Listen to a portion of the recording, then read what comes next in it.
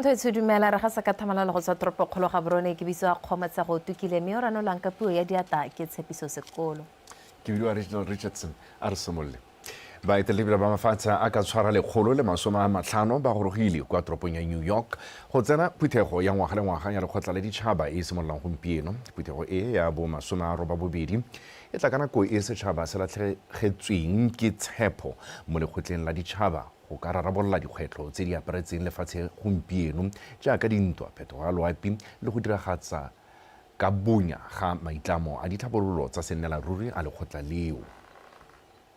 Gone gompieno lekoko kana representation ya ba lehatshe la Palestina ba eteletse jalo ke moeteledipele yona kgalo Mahmoud Abbas ga ba nna le sebaka sa go tsena yone phuthegoi mme gone ga dumalana gore ba tla etsana ka tlhaeletsano kana virtually ba le gone kwa gabo ba buisa lone le khotla la ditšhaba ke selo se se tshwentse mahatshe a le mantsi gore lehatshe la America be le sa ba rolela tetla go tsena mo lehatsheng la bone go tla go tlisa matshwenyego a bone kana go ntsha mahatla a bona gore ka go se lothoga mo go kgaolong eo e ka hitlhela jang kgang engwe santseng e tshwenya mahatse ke gone gore le ha lekgotla la ditšhaba le botlhokwa go supagala gore le go a kopele le tla nna botlhokwa se se tshwantseng sa nna teng ke gore go ya pele go nne jalo le mo go teng reforms lekgotla le nonofisiwe gore le kgone go itebaganya le dikgwetlho tsa segompieno itse jalo gore mahatse segolobogolo jang a kgaolo Africa a ngongorega gore a ba sena kemedi mo the UN Security Council mme be ke supa jalo gore gongwe dintlha dingwe tse tonatone e tla buang ke yone a phetoga loapi o itse jalo gore mahatshe ka bophara tota le go atlega ga sustainable development goals go tla bo go santse go sa tswelele pele ka gore tota phetoga le wapi kana ditshenyo tse di dirwang ke sone seemo se busetsa ko morago maiteko a mantsi a mahatshe segolo jang ha re lebile jalo seemo sa ditlhabololo ne ke re ke di supe jalo ka bokhusanyane ke tsaela gore mo malatseng a tlang re tla be re lebile tota segolobogolo letsatsi la bone tautona o beetswe nako ya gore gongwe mo lehatsheng la America ha buisa serala se e tlebe le ka nako ya boraro mme ko lehatsheng la Botswana o beetswe nako ya gore ka bua ka gongwe tlebe le 9 PM gone ko gae ko mme ka tota e tlebe le ditso re bona tautona Dumaboko a buisa yone phuthego go tla ra gore re lale ntle re mo emele re tle re utlwe malaetsa a gagwe. Re boela mono ga baeteledipele ba dikgaolo ba simolotse dipuisano tsa go tswa ka megopolo ya go tokahatsa ka ha ba ntseng ba dira dilo ka teng gore ba kgone go thabolola matshelo a batho le selebego sa mahelo a ba direlang mo go one segolobogolo metse selegae a bua kwa phuthegong ya lephata la dikgaolo le tsa ngwao motshwarelela tautona Renda Bagaolathi o tlhalositse ha go tlhokega gore ditsamaiso tsa dikgaolo di itebaganye le lethoko la batho gore go nne motho go diragatsa dikeletso tsa bone a rutepego ka Monica SETSWANA. Lephata la dikgaolo le le okametseng dikhansele le bogosi le tsere tshwetso ya go sekaseka ditsamaiso tsa dikgaolo gore di kgone go direla tšhaba botoka le gone go thabolola itsholelo ya dikgaolo tsa lefatshe leno. Boeteledipele bo bona le seabe se se tona mo go netefatseng tlhabologo ya metse le tokafatso matshelo a batho. Ladies and gentlemen, we cannot continue with systems designed for another era. We need a tested and adaptive blueprint, one that delivers a citizen-centered, high-performing and future-ready model of local governance. We need a system that is agile and data-driven. We need a system that possesses high impact, that touches lives. We need a system that is citizen-led, that is accountable to the very citizens that they serve. Go tlhalositswe ha go phatalatsa ditirelo le maphata kwa dikgaolong go le botlhokwa go ba kgontsha go itseela ditshwetso.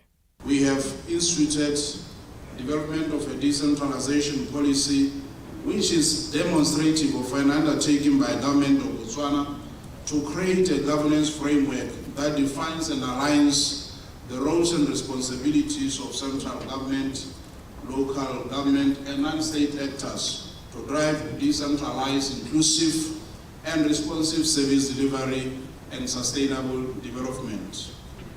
Our new government commits through the strategic objective of democracy, governance, and security to creating a strong working local government system by decentralizing responsibilities and resources to councils to enable them to implement development projects on time and on budget, and take crucial and essential services to the people. Some of this reflection in the African region indicate, for instance, that first, local governments are essential actors in economic development in the continent. However, local policies often seem to center on service delivery rather than on economic development policy. Second, developing local government capacity and increasing decentralization are both indispensable to accelerating and improving the quality of economic growth in Africa. However, we've also seen that despite major decentralization efforts in recent decades, African local governments still have low administrative and fiscal capacity. Re sale foo baeteledipele ba metse le ditoropo ba go ithilwe go netefatsa gore maiteko a go tokafatsa ditsamaiso tsa dikgaolo a ntsha maduo a bonalang mo matshelong a Batswana ka kakaretso. Monica Setswaela, BTV News, Gaborone.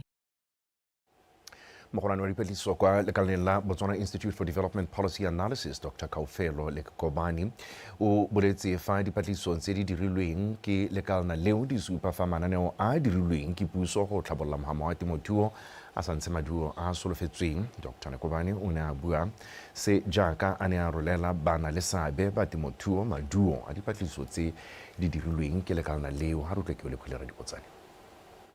Dikgwedi di ka nna tharo tse di hitileng lephata la pereko le selegae le ne la halekalana la bipa tiro ya go dira dipatlisiso di ka thusang go bona mabaka a dirang gore mohama wa temothuo palelwe ke go dira bonte. Lekalana leo le ne la tsamaya Botswana othe go tshwara dipuisano le balemi ba rui ga mmogo le botho ba ba berekang mo mohameng o. Go ya ka Dr. Lekobane, ha le hatseleno le tsa boipuso seabe sa mohama wa temothuo mo itsholelong e ne e le diphesente di le 40, mme a re dipatlisiso di supa jaanong seabe sa mohama o se wetse kwa tlase ga diphesente tse 2. Like we are the same fertilizer without taking into consideration kanya gore mebu ya dikgaolo ha e tshwane. So those are the issues they were brought forward. Le gore le one fertilizer type e tshwanetse re ntshiwe go dirilwe di soil test and so forth to see what is working and where. And then another thing, they learn a limited consultation. In most cases, the program, from the high office.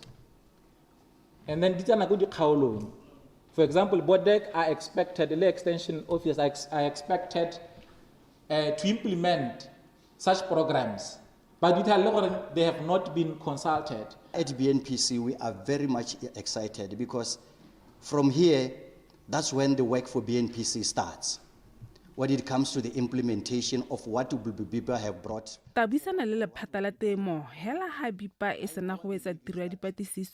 Then once BIPA have submitted the report, then we'll have to look into it and then engage with the Ministry of Lands and Agriculture and map a way forward.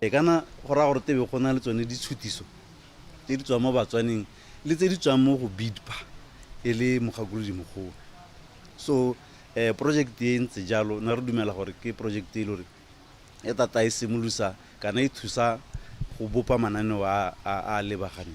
Balemi ba rui ba ikuetse mo pusong go dirisa maduo a dipatlisiso tse go tsosolosa mohama wa temothuo. Kopo e leng gore ra e kopa re di famara ra re kora matabama nitrogen liquid ba ekipe ko di districting tsa rona all over the country. Go atamelediwe go iswe di tamelo ko Batswaneng ko ba leng teng. Dipatlisiso tse ke bontlhabongwe ja maitama a puso go thusa latselene go itirela dijo tse di lekaneng le go taka ditsela tse dišwa tsa go thathelela balemi ba rui maele go dira dithoto tse di harologanyeng tsa temothuo. Ke o lebogela re dipotsane Botswana Television Gaborone. Tswetso jaaka malatsi a boitapoloso a boipuso a tumela sepodisi kwa Maung ba kopile badirisi ba tsela go itshwara ka maitsholo a eletsegang go itsa go latlhegelwa ke matshelo ka ntlha ya dikotsi.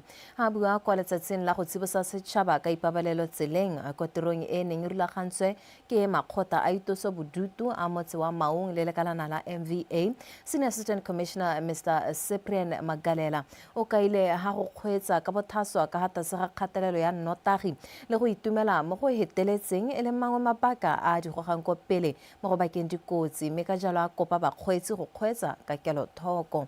Maranyane sa makata wa bega. Mogwanto o wa boitebagantse le badirisi ba tsela botlhe e ka tswa ile ba tsamaya ka dinao bapalami ba dibaesekele ba ba itshirilang mmele mo thoko ga tsela bakgweetsi kana bana ba sekolo. Sepodisi se supa fa dikotsi tsa tsela di bakwa ke mabaka a le mmalwa mme bontsi ba one e le a ka tilwang. Due to influence of drugs and alcohol. Gape di bakwa ke go kgweetsa ka bothaswa. Di bakwa ke go kgweetsa dikoloi tse di sa itekanelang. Di bakwa ke road conditions, seemo sa ditsela tsa rona. Di bakwa ke go sa obamela matshwao a tsela. Sengwe sa paki tsa dikotsi ke go sa ipaakanya go preparela mosepele. Keletso ke gore ha o itse gona ha re leng teng ga setse re itse gore re emelela leng a tsatsi la mosepele se ka nna lone le e leng gore o pheka dibeke ka lone ke lone le go checkang ka lone gore koloi ya gago a itekanetse. Sepodisi se ne sa ntsha dipalo tsa dikotsi tsa tsela mme tsa supa fa borre e le bone ba amegang thata mo dikotsing. 2023 there were 602 bontate mo teng males there are 587 bomme there are 15. 2024 there were 655 accidents. Bontate re 643. Bomme 12. Remember again. 2025 January go tawa ya magompeko. Aretse 2025 January go tawa ya magompeko le rena le dikotsi 351. Bo re 348. Bomme ba bararo. Dikotsi tsa tsela di na le ditlamorago tse di sa siamang tse di akaretsang dikgobalo kutlobotlhoko le tatlhegelo ya matshelo. 2023 ne rena le di-fatalities di le 17 ba ba tlhokagetseng they were 17. Yaanong go ra re mo gone 2023 yo banna ba 13 basadi ba 4. 2024 ne ke na le 16 go ra gore banna ba 13 basadi ba bararo. 2025 January go tawa ya magompeko re na le 10 banna ba 7 basadi ba bararo. Lefatshe ka bophara dipatlisiso di supa fa dikotsi tsa tsela e santse e le nngwe ya ditsela tse di gogang kwa pele mo dilong tse di bakang tatlhegelo ya matshelo. Go tsibosa setšhaba ka botlhokwa jwa go obamela matshwao a tsela go kaiwa fa go ka boloka matshelo a batho mo ditseleng. Maranyane sa makata, BTV News, Maung. Bošeng kwa kgaolong ya Bobirwa go ne go tshwerwe kabo dietsele ya baithuti ba ba gaisitseng e le go ipelela katlego ya baithuti bao mo thutong ya bone. Dietsele tsa sebata kgomo ka tshwaragano le lephata la tlamelo ya bana le thuto go tswa moding. Ba itlamile go rotloetsa baithuti go tswelela ba ithuta go atlega mo botshelong. Baithuti ba feta 20 go tswa mo dikoleng tse dikgolwane tsa bobonong ba abetswe di-laptop le madi. Mamosisiska se e le jaaka baitsanape ba tsena mo lehelong le le tletseng ka baithuti ba ba emetseng go tsaya dietsele ba tswa mo dikolong tse dikgolwane tsa motse wa bobonong. Ba amogetswe ka boitumelo. Baithuti ba ba dirile bontle mo dithutong tsa bone mme ba lemogelwa bopelotelele jwa bone mo dithutong. Go kaiwa fa motse wa bobonong o na le baitsanape ba ka tshwara 16 mme se se neela moletlo o seritile tlotla. But the key thing is that molaetsa wa konokono ke gore o tshwanetse wa itse se o se batlang mme wa netefatsa gore wa atlega. O ka nna sengwe le sengwe se o se batlang nako nngwe le nngwe hela ha o ka bereka ka thata. As long as you work hard. And with us, ha rona re kgonne go atlega mo dimong tse re neng re le mo go tsone lona le ka palelwa keng ka ebile lona le na le ditsompelo tse di maleba. Then you guys, you can even go further. We never had that opportunity of role model. Ga re gola ne re sena bone bakaedi jaanong lona le segofetse ka gore le na le bakaedi ba le bantsi jaaka bo Dikgang. You are extremely lucky. Your role models are Bo Professor Dikgang. Baithuti ba gakolotswe go emana le dikgwetlo dipehela ka ebile ba le lesego ka gona le ditsompelo tse di maleba go ba thusa go atlega mothogo. STEM education will result in students who take thoughtful. Go atlega mo thutong ya maranyane le dipalo go tlhokafala baithuti ba ba tsepameng mo dithutong tsa bone ba tla ka ditharabololo ba nyoretse go itse dilo ka bontsi ebile ba bereka mmogo and work through the creative processes.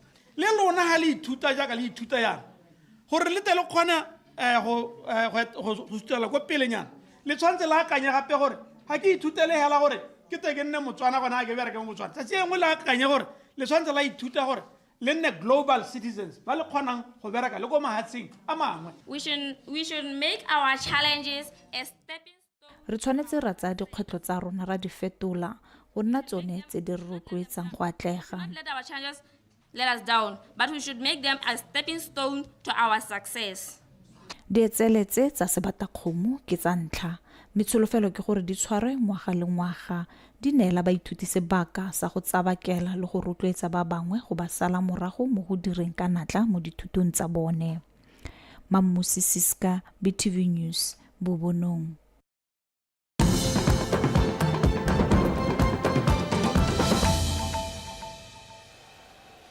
Tshore le boga go bontse weekend rona dikgang tsa rona di tswelela jaana go nosetsa talente e leng teng go botlhokwa hela thata go thusa lehatshe la Botswana go phadisanya botoka ko mahatsheng bosheng ko moletong wa kaleso ya baithuti ba BOOST mokamedi wa Botswana Vaccine Institute re Andrew Madeswi o na bua ka maikemisetso a lekalana leo go ha bana ba ba gaisitseng ba sekolo seo sebaka sa go bereka kwa BVI le gone go ba oketsa dithuto lekalana la SEDA le lone le sitse ha leta ha baithuti ba maranyane sebaka sa ithutelo tiro kgotsa internship mo mehameng e botlhokwa ya lehatshe leno mme e re morago ba ba hedi tiro tsa senela ruri makalana o mabedi a kaile ha dumela mo go nonotsheng kokomane e tang ya babereki gore ba nne le sabe se se bonalang mo maitamong a puso a go godisa itshwelelo le go tsisa dithabololo. We've been in this journey with BOOST for now 4 years in a row, where we've been targeting to absorb their top students. And when we started, we were really offering them an internship, and thereafter we offer them an employment. So we are here today again to celebrate excellence for this year of 2025. But we have now revamped and reviewed our offering, because what we have realized is that we need to be futuristic. We need to go for a long haul with them. And with the offer that we have now going forward is that we'll offer them 12 months internship. We will then employ them. After 2 years, we'll then offer them a sponsorship for the master's degree. And then after 2 years of continuous employment after the master's, we'll then offer them a sponsorship for PhD. This is very, very important for us as an institution, because you will know that our vision is to become a center of excellence for infectious diseases. We want to be a renowned livestock vaccine manufacturer in this continent and to be global. And for that, we need to have excellence within our portfolio. We need talent, and we need to nurture this talent. That is why we are in partnership with BOOST to build our capacity. We have awarded 3 additional graduates internships for 12 months. There is one in the manufacturing sector. As you may appreciate, SEDA has been working, apart from the BTEP program that we've been working in the labs, we also have manufacturing entities that we have financed. And it will give this particular student an opportunity, or graduate, now is a graduate, an opportunity now to have a first time experience in the manufacturing sector. We've also looked at the mechanical engineering student, and we are looking forward to have them come in with what they've learned in the university and now apply it into the real life. Mopalamente wa kgaolo ya Good Hope Matete Dr. Edwin Dikoloti o supile le go totomatsa botlhokwa jwa go ruta le go bua le bana go tswa ko bonyenyaneng ka dikgang tsa kgokgontsho ya pong. Dr. Dikoloti o tlhalositse se ko maitisong a bodiragatsi a neng a rulagantswe kwa motseng wa Phitsane Bošeng go tsibosa baithuti ka bodiphatsa jwa kgokgontsho ya pong. A re tsepego le Gilbert Mgorosi. Dr. Dikoloti o tlhalositse ha thulaganyo ya maitiso a go tshwana le a e supa ha ka nnete bodiragatsi bo ka dira tiro e ntle hela thata mo go ageng tšhaba e boikarabelo go tswa ko modimo. A re ke sone se mo nakong eno ba inakantseng le go rulaganya maitiso a bodiragatsi kwa dikweleng go ruta le go lemotsha bana ka dikgang tsa kgokgontsho ya bong ba sa le ba botlana. We are catching them young. Mme go bo ba batlisisa e nna bone ba batlang ka tharabololo jaaka ntse ba go bolela gore GBV systemic, so e batla gore re ne le a multi disciplinary le a multi sectoral approach. Thulaganyo e gare ka ya tolosa e tla kgona go aga Botswana o moša. Keletso ke gore dikgaolo tse dingwe ne ke laleditse le matona mo mapalamente a mo gore ba tlo go bona ka gore keletso gore hantse re ya tolosa e be re kgona go compete le di-constitutions tse dingwe. Golo mo o tla bo go godisa the spirit of competition, the spirit la sa gore bana ba kgone gore ba tokagale go ntshe maduo. Ka gore batho ga ba ntse ha ba bolelwa molaetsa ka molomo hela ba sa bone go khatlisa ga go molaetsa go roge ga re se thori re mo teng ke gone entertainment re mo teng edutainment, entertainment plus education while at the same time ya no se se re dira gompieno re biditse 7 schools under one roof.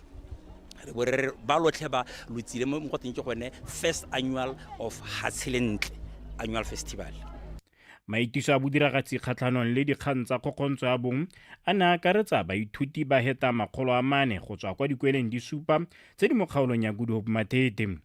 Bodiragatsi jo bo ne bo akaretsa dikgaisanyo tsa bommabontle, mmino wa borankana ga mmogo le motshameko wa ngangisano tse tsotlhe di neng di rulagantswe ka tsela e ka yone di ntsha molaetsa wa tontsho ya segajaja sa kgokgontsho ya bong.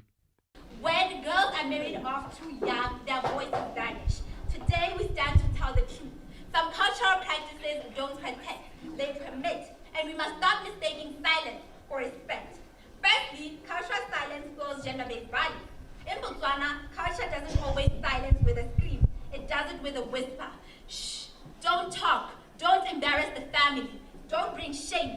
This silence isn't soft, it's deafening.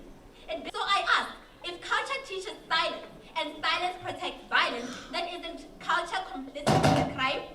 Culture itself is not the villain in the story of gender-based violence. Rather, culture is a mirror of who we are. But if someone smashes that mirror to use its shards as a weapon, do we blame the mirror or the hand? Mopalamento wa kgaolo ya Good Hope Matete o ne gape a itumelela seabe sa baithuti le botlhaga jwa bone a tlhalosa ha ba supile maitemogelo a kwa godimo ka dikgang tse mme ebile a bo a leboga le boineelo ga mmogo le boithaopo jo bo dirilweng ke barutabana mo go rulaganyeng maitiso a sebopego se a kaileng a tla aga batsadi ba kamoso ba ba nang le boikarabelo. Gilbert Morosi, BTV News, Bitsane.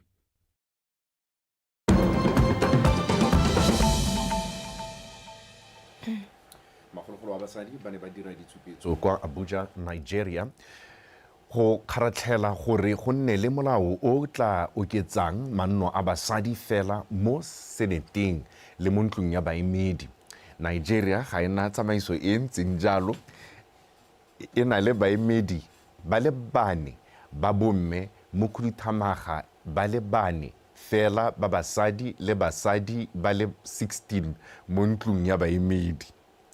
Molao wa dituelo tse di kgethegileng o tla oketsa setulo se le sengwe sa basadi fela sa ntlo le senete mo go nngwe le nngwe ya dikgaolo di le 36 tsa Nigeria mmogo le kgaolo. Babueledi ba bolela gore manno a beilweng a tla baakanya dikgoreletsi tsa madi, dikarolo tse di tseneletseng tsa bong le taolo ya banna mo dipolotiking e dirang gore basadi ba seka banna le puso mo setšhabeng se se nang le batho ba le bantsi thata mo Afrika. A re tshware gone go motho etso re go tshameka.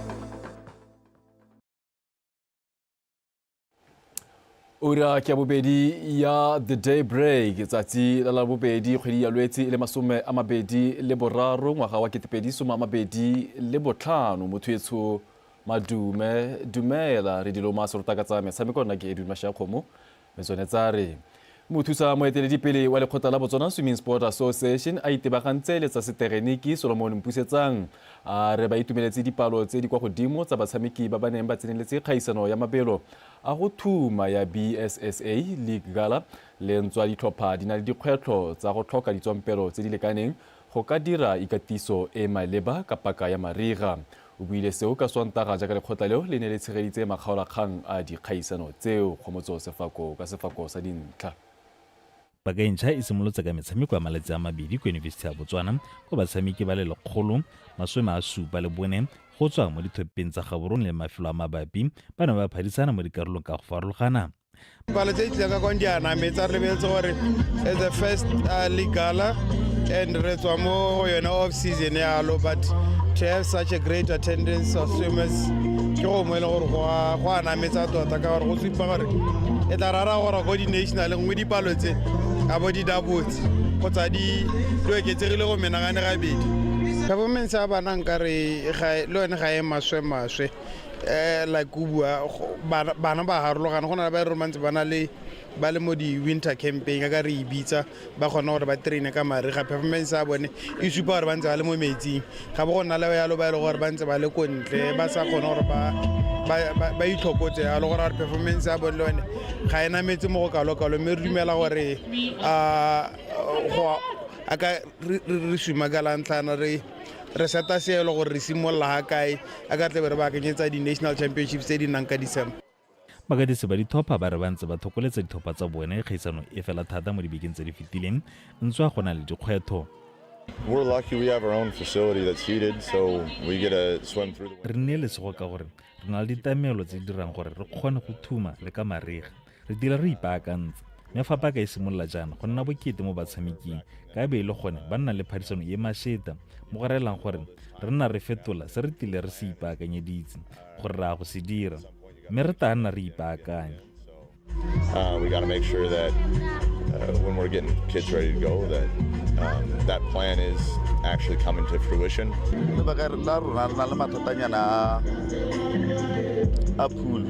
So facility are na yona ta re kope facility, so facility re bona maybe 2 days mo beke, which is Saturday and Sunday, but go ga teng go supile gore go botoka ya la thata ha re compare le madu a season e hitile ya winter. So gompieko re lebeletse madu o kgone gore ba go mo competitioning ka re matcha di club tse dingwe botoka for that 2 days. It means ka bone re train more than 2 days ka bore le go but we are happy. Kgaisano e latela ya swimming gala e tla tshegetswa ko Francistown kgwedi e tang e thola gararo. Kgomotso Sefako, TV Sport, Gaborone. Mookamedi wa setlhopha sa The Vultures Lane Wabatin a re kgotsofalela tshameko ya setlhopha seo e bile metshameko e tla rutuntsha setlhopha go le gontsi ka motshameko wa rugby le go thusa go ipaakanyetsa dikgaisano tse di tona tse di tlang. I'm really proud of the guys. They have put in a huge amount of effort. It's hard being in sport in Botswana, just in terms of the fact that we are far apart from each other. You know, we have guys from Nata, from Kasani, from Jwaneng in this team, and so the opportunities to be together and train together are very few. So they have put in a lot of individual effort and they've worked incredibly hard to get here. And I think for me, just we've managed to play quite a few games. Ke motlotlo ka fa batshameki ba tshamekileng ka teng. Ga go motlhofo gore setlhopha se ikatise se le mmogo ka batshameki ba nama mafelong a farologaneng. Ka jalo metshameko e thusitse gore ba kopane. Re kgona go tshameka metshameko e le mmalwa le mafatshe a mangwe le monogae. Mme batshameki ba supa kgolo e ntsi thata. Re na le kgaisano e re tshwanetseng go phadisana mo go yone kgwedi e tlang ko Lesotho. Ko re tla tshamekang le Lesotho le Eswatini. Ka jalo metshameko e tla re thusa go ipaakanyetsa kgaisano e. Re tla emelela go leba ko Lesotho kgwedi e tlang e tlhola malatsi a le mararo mme re tla bo re le go tsena kgwedi eo e fera bongwe. Kgaisano eo e tla tswelela lenaneo la rona la monongwaga mme re tla bo re ipaakanyetsa ngwaga o tlang. Re solofela gape go tshameka le Zambia ngwaga o tlang ga mmogo le Zimbabwe e re tshamekile le yone monongwaga. se se tla tsweledisa botsalano jwa rona le mafatshe a. Zambia again in 2026, and then we would like to have some of our other fixtures. This year we also played Zimbabwe in Harare, so we would like to have them come here or go there again, just to keep these rugby relationships going and to keep the, how can I say it, the friendship element with the countries around us. It's very important that we keep that and learn from them. motho etso sejo senyega se fete molomo tseo ke tsone tsa ura ya bosupa tse di latelang ke tsa ura ya borobobedi e le tsa sekgowa tse lebogela jalo morwa re tshepiso sekolo o neng a ranelwa jalo ka puo ye diatla gakologelwa sa mosima se bonwa tse yo thata tlholantso bereka ka bonatla bone kopila le botswerere modimo.